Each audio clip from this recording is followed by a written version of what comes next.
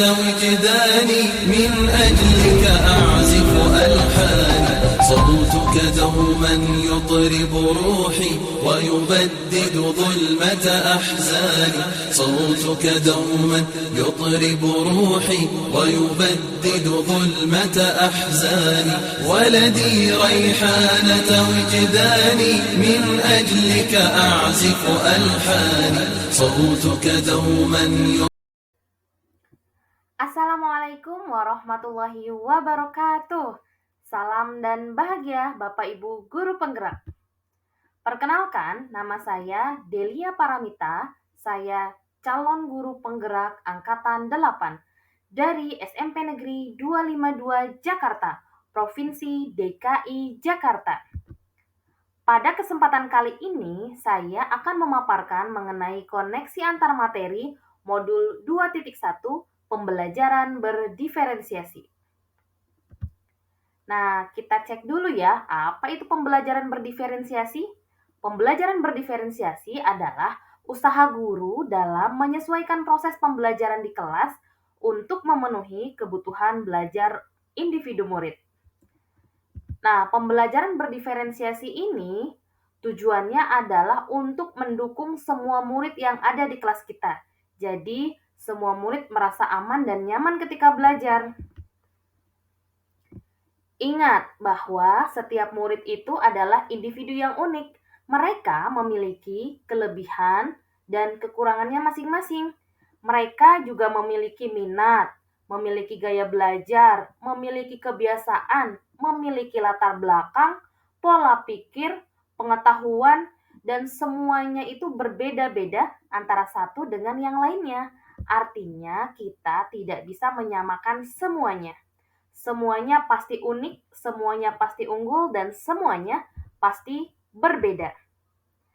Nah, di sini harus ada peran guru untuk memenuhi kebutuhan belajar murid yang berbeda-beda, agar mereka merasa nyaman belajar di kelas dan tentunya tujuan pembelajaran dapat tercapai. Nah, lalu bagaimana ya cara melakukan pembelajaran berdiferensiasi di kelas? Ini dia caranya. Agar dapat melakukan pembelajaran berdiferensiasi, maka guru harus mengikuti beberapa langkah ini. Yang pertama, memahami tujuan pembelajaran terlebih dahulu. Jadi jangan sampai belajarnya mengalir begitu saja tanpa mengetahui arah tujuan pembelajaran. Jadi yang paling penting adalah memahami tujuan pembelajaran. Yang kedua, mengetahui dan merespon setiap kebutuhan belajar murid. Karena tadi, setiap murid itu unik dan berbeda-beda. Yang ketiga, menciptakan lingkungan belajar yang mengundang untuk murid belajar. Jadi, di sini dibutuhkan kenyamanan murid untuk belajar, sehingga mereka mau belajar. Yang keempat, melakukan manajemen kelas yang efektif. Dan yang kelima, melakukan penilaian berkelanjutan. Jadi tidak hanya selesai satu kali penilaian saja, tapi penilaian itu dilakukan secara kontinu atau berkelanjutan. Tentunya agar tujuan pembelajaran tadi dapat tercapai.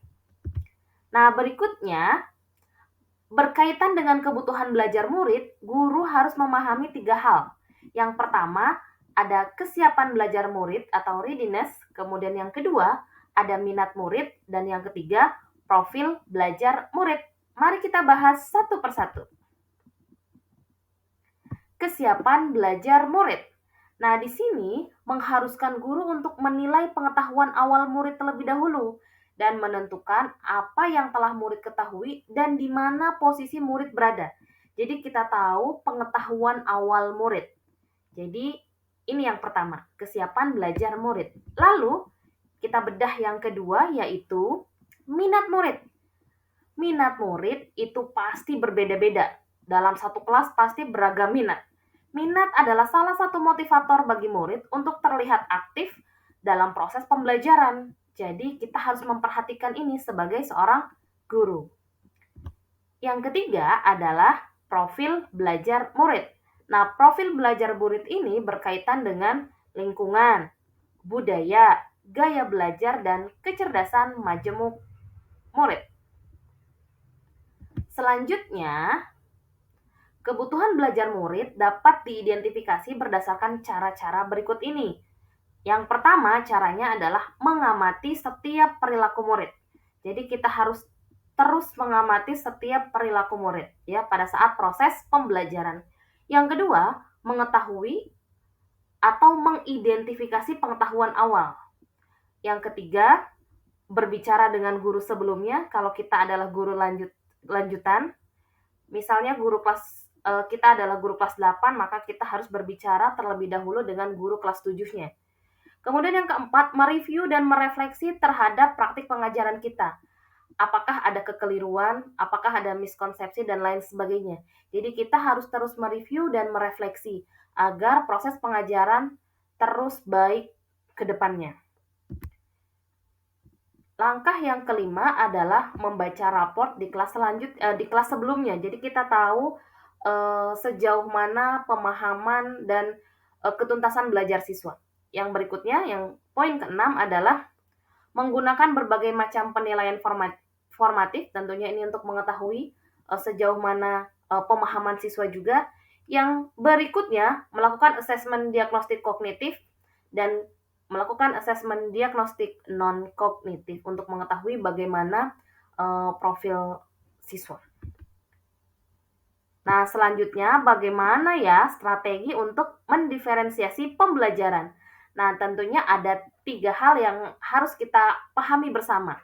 Yang pertama, ada diferensiasi konten, yang kedua, ada diferensiasi proses, dan yang ketiga ada diferensiasi produk. Mari kita bedah satu persatu. Diferensiasi konten.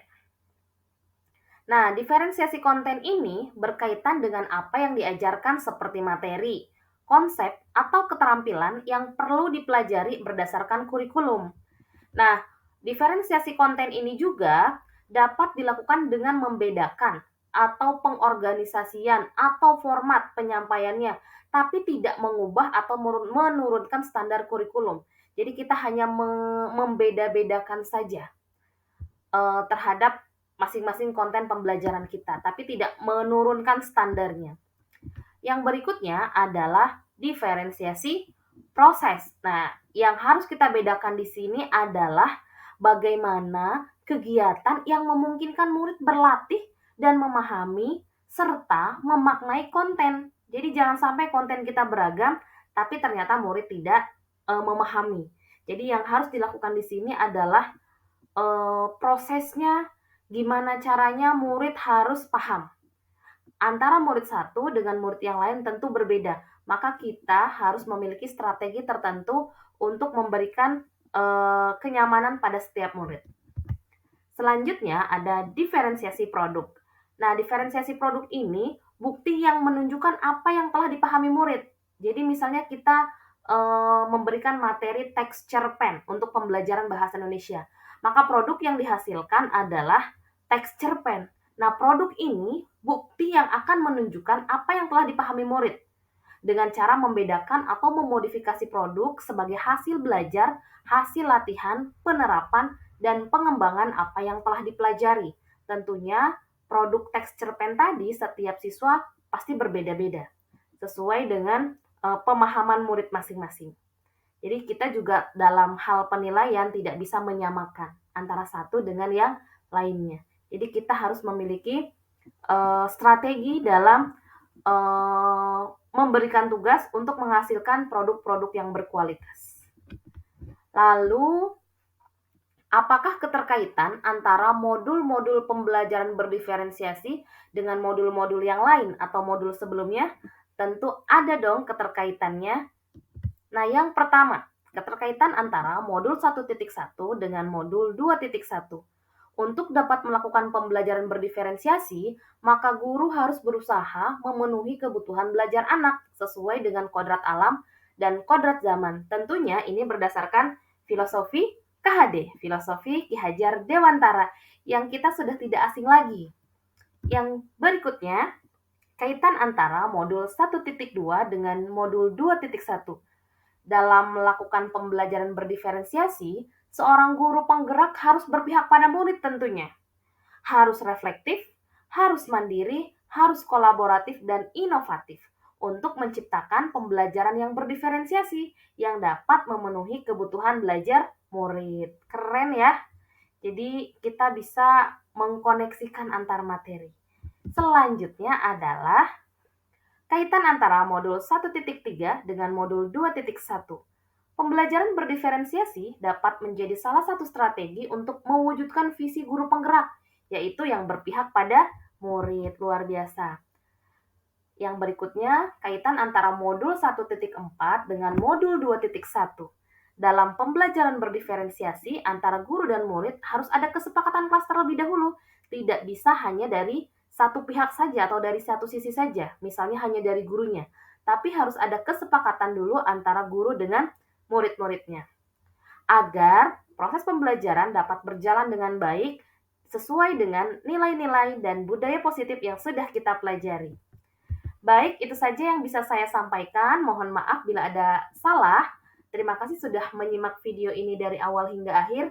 Salam guru penggerak. Wassalamualaikum warahmatullahi wabarakatuh. Tetap semangat!